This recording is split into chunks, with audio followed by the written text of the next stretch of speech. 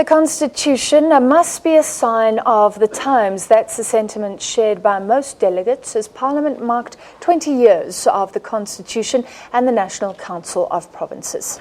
Most delegates agreed that after 2 decades it was time to review some of the clauses of the country's supreme law. How are you?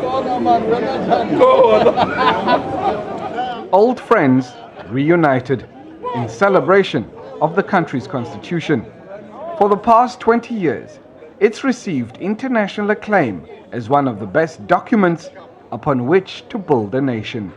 The Constitution itself is outstanding, and I'm glad we're celebrating it, and I'm very honoured to be part of this celebration. We are pleased to be here, to be invited to reflect, and there were light moments and there are challenges, but we are here to just celebrate. We have such a beautiful constitution, and where did we go wrong?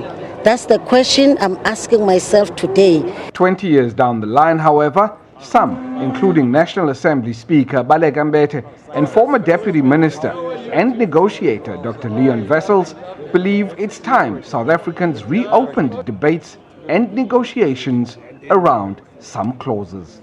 This now is a moment to reflect. It's a moment to say, should we revisit some of the implementation parts of the actual experience of 20 years?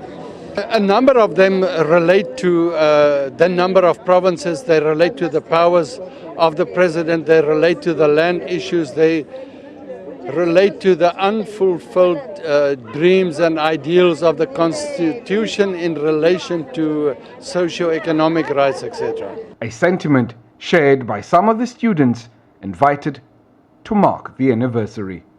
Does the Constitution, in as much as it did emancipate us at some point, is it still relevant 20 years in?